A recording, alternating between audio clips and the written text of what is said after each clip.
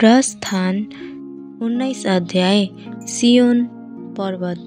इजरायलीहरू मिस्रबाट निकालेका 3 महिना भएपछि त्यही दिनमा तिनीहरू सिनैको उजाड स्थानमा आइपुगे। जब तिनीहरू रिफिदिमबाट हिँडेर सिनैको उजाड स्थानमा आए, त्यहाँ पर्वतकै सामुन्ने इजरायलीहरूले छाउनी बनाए।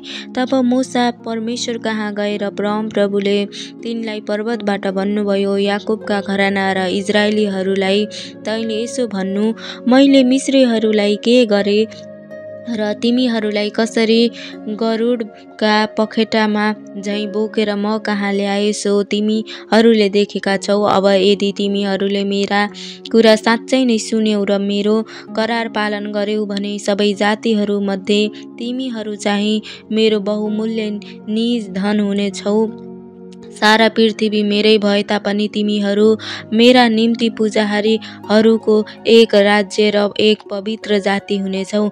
इजरायलीहरूलाई तैँले भन्नुपर्ने कुरा यही नै हुन्। अनि मूसा तल आएर मानिसहरूका धर्मगुरुहरूलाई बोलाउन पठाए र परमप्रभुले तिनलाई बोल्नु भनी आज्ञा गर्नुभएका यी सबै कुराहरू तिनका सामु राखिदिए। सारा मानिसहरूले एकसाथ यसो भने, परमप्रभुले भन्नुभएका सबै कुराहरू हामी पालन गर्नेछौँ। तब मूसाले मानिसहरूको जवाफ परमप्रभुलाई सुनाइदिए। परमप्रभुले मूसालाई भन्नुभयो, हेर, म तँसित कुरा गर्दा मानिसहरूले सुनुन् र तँलाई सधैँ विश्वास पनि गरून् भनेर म त कहाँ बाक्लो बादलमा आउनेछु। तब मूसाले मानिसहरूले भनेका कुरा परमप्रभुलाई सुनाए। अनि परमप्रभुले मूसालाई भन्नुभयो, मानिसहरू कहाँ गएर तिनीहरूलाई आज र भोलि शुद्ध गर। तिनीहरूले आआफ्नो लुगा धोउन् र तेस्रो दिनको निम्ति तिनीहरू तयार रहुन्, किनकि तेस्रो दिन सिनै पर्वतमा सबै मानिसहरूका आँखाकै सामुन्ने परमप्रभु आउनुहुनेछ।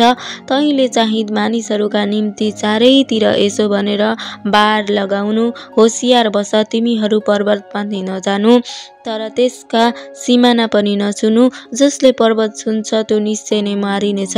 कसैले पनि त्यसलाई नछुनु, तर ढुङ्गाले वा काँडले हानेर त्यसलाई मार्नु।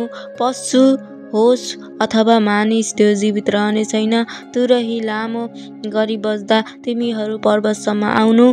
मूसा पर्वतबाट तल मानिसहरू कहाँ उत्रेर आएपछि तिनले मानिसहरूलाई शुद्ध गरे र तिनीहरूले आआफ्नो लुगा धोए। तब तिनले मानिसहरूलाई भने, तेस्रो दिनको निम्ति तयार हौ, यौन क्रिया नगर। तेस्रो दिन जब बिहान भयो तब पर्वतमा गाडाङगुडुङ भयो र बिजुली चम्क्यो र बाक्लो बादल पर्वतमा उठ्यो र तुरहीको अति चर्को आवाज सुनियो। छाउनीमा भएका सबैजना थरथर कामे। तब मूसाले मानिसहरूलाई छाउनीबाट परमेश्वरसँग भेट गर्न ल्याए।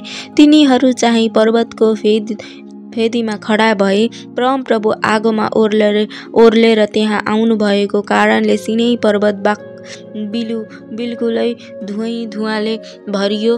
पर्वतबाट धुवाँ भट्टीबाट झैँ निस्कियो र सारा पर्वत जोडसित काप्न लाग्यो र तुरहीको आवाज अझ चर्को गरी बज्न लाग्यो। तब मूसा बोल्न लागे र परमेश्वरको मेघ गर्जनमा तिनलाई जवाफ दिनुभयो।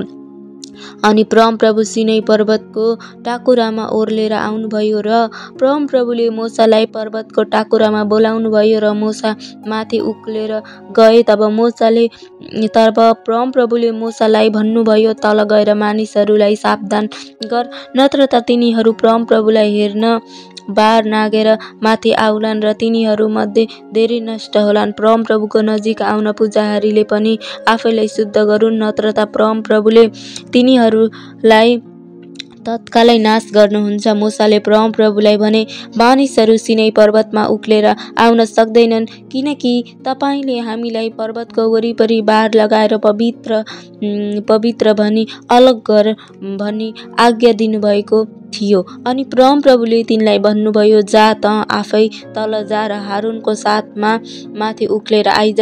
तर पुजारी र मानिसहरू चाहिँ परमप्रभु कहाँ बार नागेर उक्लिनाउन्, नत्र त उहाँले तिनीहरूलाई तत्कालै नाश गर्नुहुनेछ। यसैले मोसा तल मानिसहरू कहाँ ओर्लेर आए र तिनीहरूलाई यी कुरा बताइदिए। हालेलुया।